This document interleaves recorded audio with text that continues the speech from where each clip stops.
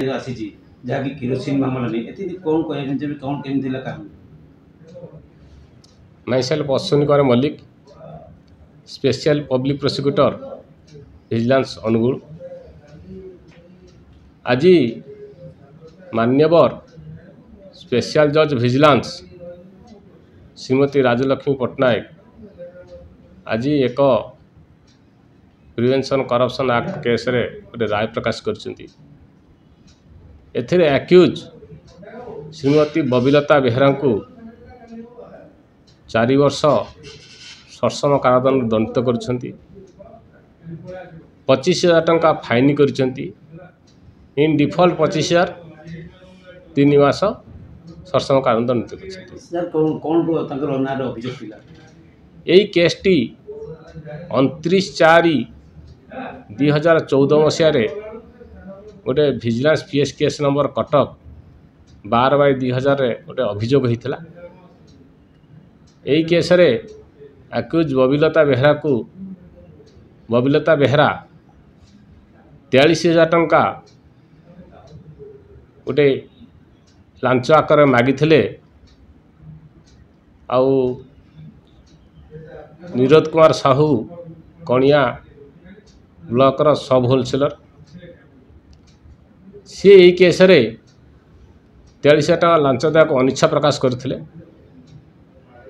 सेथिपाई सी vigilance unit Angul रे अभियोग करथिले।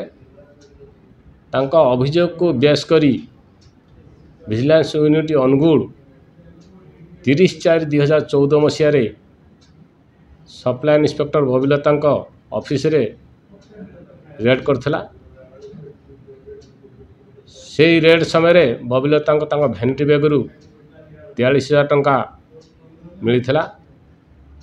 आउ से लांच नहीं विजिलेंस ऑफिसर मान डिमांड करथिले।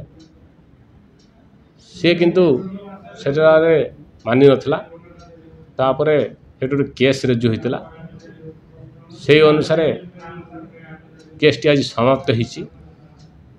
एठे प्रोसिक्यूशन तरफ 8 जन साक्षी 35टी दस्तावेज कोर्ट में प्रोड्यूस कराइला। आउ वरिष्ठ जुक्ति उपस्थापन कराइला। एथिरे मान्यवर स्पेशल जज विजिलेंस राजलक्ष्मी पट्टनायक आज एक्यूज को 4 वर्ष सश्रम कारादंड दंडित करछंती। आउ 25,000 टंका फाइन करछंती। इन डिफॉल्ट 25,000 ताको 3 मास सश्रम कारादंड दंडित करछंती। मुख्य अधिकारी इन्वेस्टिगेशन ऑफिसर भाव काम करथिले। एथिरे ट्रैप लेइंग ऑफिसर भाव रे इंस्पेक्टर सुशांत कुमार मिश्र ट्रैप करथिले। आउ इन्वेस्टिगेशन ऑफिसर हिसाब डीएसपी गणेश्वर सेठी इन्वेस्टिगेशन करथिले। तांको ना के मामला लागि आ केते वर्ष साजा खाली गोटी थिले कि अन्य अधिक तांको नाम रे 3टी दफारे केस रुजु होइतिला। गोटे अंडर सेक्शन 13 सब क्लॉज 2 एथिरे मान्यवर स्पेशल जज विजिलेंस अनुगुल तांको सश्रम 4 वर्ष कारादंड दंडित करछंती। आउ 25,000 टका फाइन करछंती। आउ इन डिफॉल्ट 25,000 तांको 3 मास सश्रम कारादंड दंडित करछंती। सेही भरी under section 13 sub clause 1 and sub clause D एथिरे मध्य तांको 4 वर्ष सश्रम कारादंड दंडित करछंती। 25,000 टका फाइन करछंती। इन डिफॉल्ट 25,000 तांको 3 वर्ष सश्रम कारादंड दंडित करछंती। से भली अंडर सेक्शन 7 पीसी एक्ट अनुसार एक्यूज बबीलता बेहरा को 3 वर्ष सश्रम कारादंड दंडित करछंती। 25,000 टका फाइन करछंती। इन डिफॉल्ट 25,000 तांको 3 वर्ष सश्रम कारादंड दंडित करछंती।